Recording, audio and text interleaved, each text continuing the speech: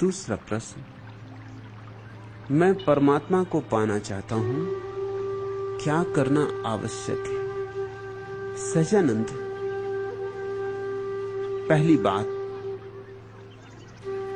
परमात्मा को पाने की चेष्टा भी अहंकार का हिस्सा है।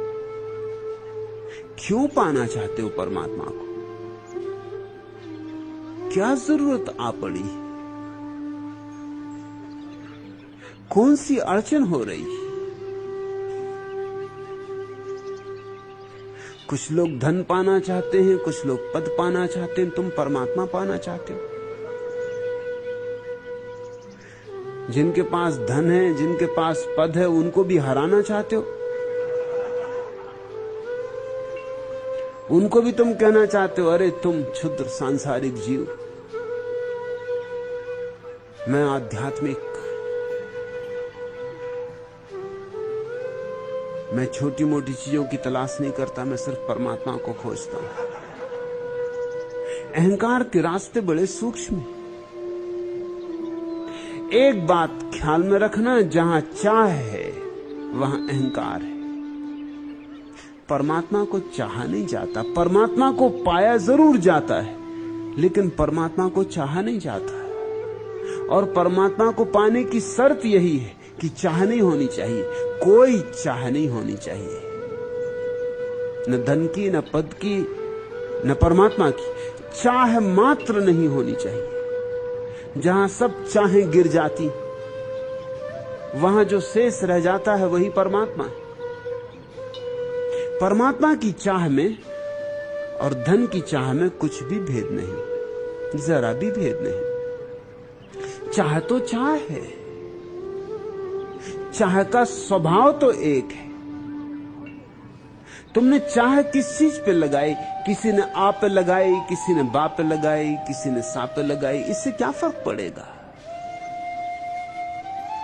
चाह के विषय से चाह के स्वभाव में अंतर नहीं पड़ता। चाह तो चाह ही रहती, वह तो वासना ही, वह तो मन का ही खेल, वह तो अहंकार की ही दौड़ है, वह तो महत्वाकांक्षा है। परमात्मा जरूर मिलता है, लेकिन उन्हें मिलता है जिनके चित्त में कोई चाह नहीं होती। जहां चाह नहीं वहां चित्त नहीं, जहां चाह नहीं वहां तुम नहीं। जरा सोचो, जरा क्षण भर को ध्याओ, अगर कोई चाह ना हो तो तुम बचोगे? एक सन्नाटा रहेगा, एक विराट शून्य तुम्हारे भीतर होगा, एक गहन मौन होगा, लेकिन तुम ना होगे।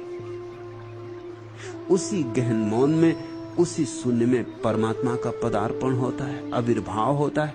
सच तो यह है, वही शून्य पूर्ण है। चाह बाधा डाल रही है, चाह व्याघात डाल रही है। तुम चाहे तो बदल लेते हो, लेकिन चाह नहीं छोड़ते। सांसारिक चाहों की जगह पारलौकिक चाहें आ जाती हैं, साधारण चाहों की जगह असाधारण चाहें आ जाती हैं, मगर चाहें जारी रहती। और जहां चाह है वहां बाधा है, जहां चाह है वहां दीवाल है, अचाह में सेतु है। तो सहजानंद, पहली बात, परमात्मा को चाहो मत। अगर पाना है तो चाहो मत। अब दूसरी बात तुमसे कह दूं, मन बहुत चालाक। मन कहेगा अच्छा, मन कहेगा ठीक सहजानंद, अगर पाना है तो चाहो मत, चाह छोड़ दो। अगर पाना है तो मन ये भी कर सकता है कि चाह छोड़ने में लग जाए, क्योंकि पाना है। मगर ये चाह का नया रूप हुआ, ये पीछे के दरवाजे से चाह आ गई।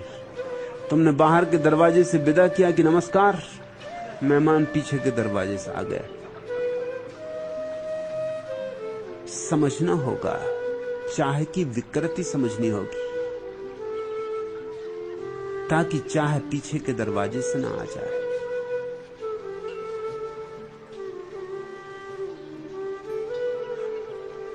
चाह जब पीछे के दरवाजे से आती है तो और भी खतरनाक हो जाती, क्योंकि अब की बार वो मुखौटे ओढ़ के आती। सामने के दरवाजे पर तो स्थूल होती, भीतर के पीछे के दरवाजे पर सूक्ष्म हो जाती। और चूंकि तुम्हारे पीछे से आती, पीठ के पीछे छिपी होती, इसलिए तुम देख भी नहीं पाते। आंख के सामने हो तो दुश्मन बेहतर, कम से कम सामने तो है। दुश्मन पीछे छिपा हो तो तुम बड़े असहाय हो जाते। तुम्हारे साधु संत इसी तरह की चाह से पीड़ित। तुम्हारी चाह सामने खड़ी है, बाजार में खड़ी है, उनकी चाह उनके पीछे छिपी, पीठ के पीछे छिपी, उन्हें दिखाई ही नहीं पड़ती। वो लौट के खड़े भी हो जाएं तो भी कोई फर्क नहीं पड़ता, क्योंकि चाह उनकी पीठ से ही जुड़ गई। वो जब भी लौटते हैं चाह उनकी पीठ के पीछे पहुंच जाती, चाह उनके सामने कभी आती नहीं, उन्हें कभी दिखाई पड़ती नहीं। तो दूसरी बात, कहीं चाह को ऐसे मत बचा लेना कि मैंने कहा कि अगर पाना है तो चाह छोड़नी होगी। मैं ये नहीं कह रहा हूं। पाना घटता है जब चाह नहीं होती, छोड़ने को नहीं कह रहा हूं। छोड़ोगे तो तुम तभी जब तुम्हें कोई और बड़ी चाह मिलने को हो, नहीं तो तुम छोड़ोगे कैसे? एक कांटे को निकालना हो तो दूसरे कांटे से निकालते, और यही हालत चाह की। एक चाह निकालनी, दूसरी चाह से निकालते। और ध्यान रखना, कमजोर कांटे को निकालना हो तो भी जरा मजबूत कांटा चाहिए। तो पहली चाह को निकालना हो तो और मजबूत चाह चाहिए जो उसे निकाल बाहर कर दे। मगर दूसरी चाह में फंस गए। चाह को समझना है, न निकालना है न त्यागना है, सिर्फ समझना है। चाह का स्वभाव समझना है कि चाह का स्वभाव क्या है, चाह करती क्या है। चाह कुछ काम करती। पहली बात, तुम्हें कभी वर्तमान में नहीं जीने देती, हमेशा भविष्य में रखती। कल, चाह का अस्तित्व कल में है और कल कभी आता नहीं, इसलिए चाह कभी पूरी होती नहीं।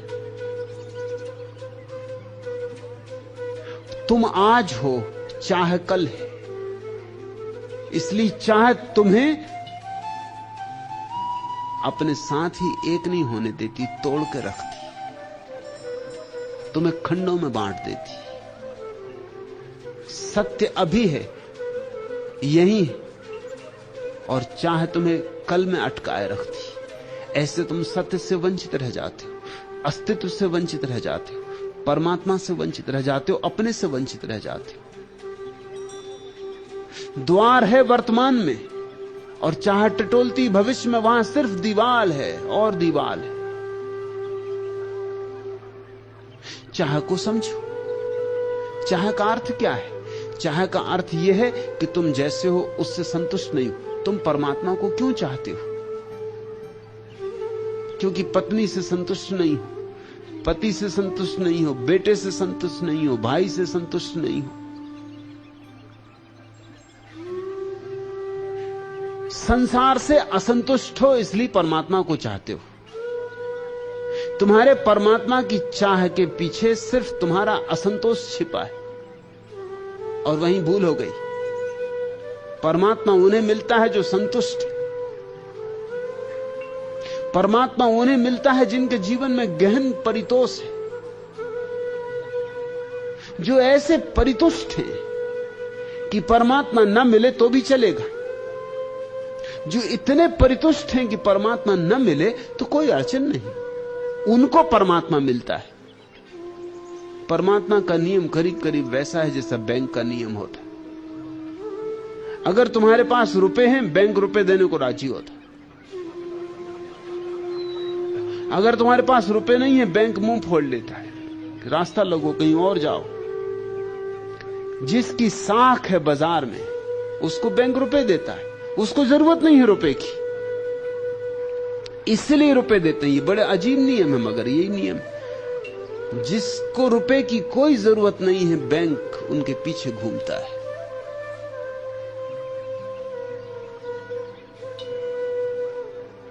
बैंक के मैनेजर खुद आते कि कुछ ले ले, कि कुछ हमारी सेवा ले ले, और जिसको जरूरत है वो बैंकों के चक्कर लगाता है, उसे कोई देता नहीं।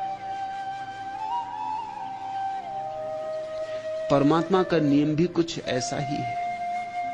तुम अगर संतुष्ट हो, परमात्मा कहता है ले ही लो मुझे, आ जाने दो मुझे भीतर। तुम्हारे संतोष में अपना घर बनाना चाहता है। संतोष में ही तुम मंदिर होते हो, और मंदिर का देवता द्वार पे दस्तक देता है कि आ जाने दो, अब तुम राजी हो गए, अब तुम मंदिर हो, अब मैं आ जाऊं और विराजमान हो जाऊं। सिंहासन बन चुका, अब खाली रखने की कोई जरूरत नहीं। लेकिन तुम हो असंतोष की लपटों से भरे हुए। मंदिर तो है ही नहीं, तुम एक चिता हो जो धू धू कर जल रही है। परमात्मा आए तो कहां आए?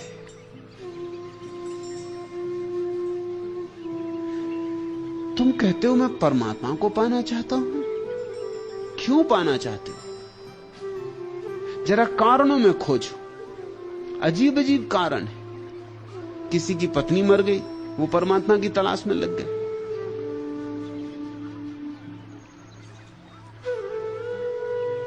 किसी का दिवाला निकल गया, मुंड मुड़ाए भय सन्यासी।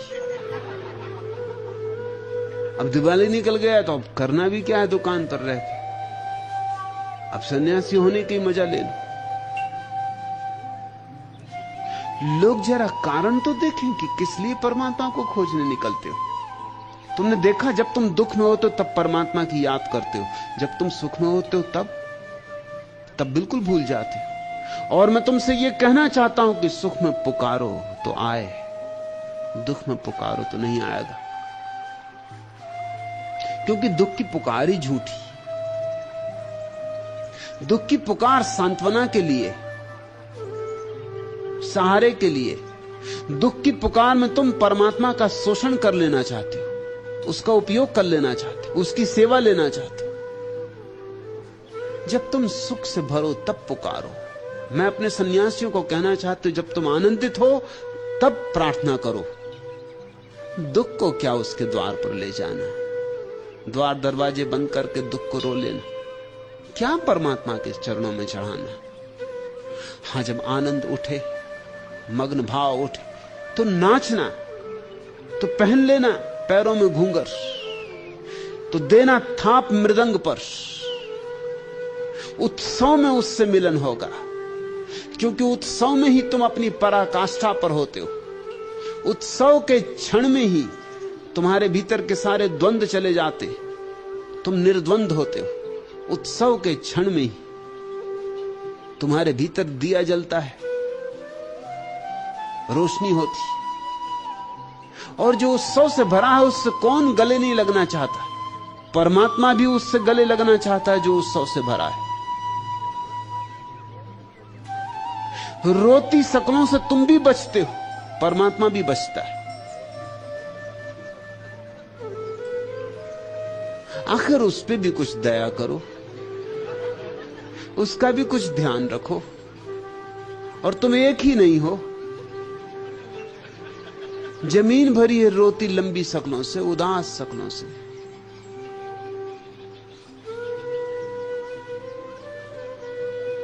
परमात्मा इनसे बचता है। मैं तुमसे कह देना चाहता हूं, ये जहां पहुंच जाते हैं परमात्मा वहां से भाग निकलता है। परमात्मा तो वहां आता है जहां कोई गीत गूंजता है, कहीं नाच होता है, कहीं वीणा के स्वर छेड़े जाते हैं। परमात्मा तो वहां आता है जहां मौज तरंगे लेती है। परमात्मा तो वहां आता है जहां प्रेम हिलोरें लेता है। परमात्मा तो वहां आता है जहां तुम्हारी आत्मा का कमल खिलता है। परमात्मा अपने से आ जाएगा, तुम चिंता ही ना करो। तुम मत परमात्मा को खोजो, मैं तुम्हें एक ऐसी राह बताता हूं कि परमात्मा तुम्हें खोजे, और तब मजा और है।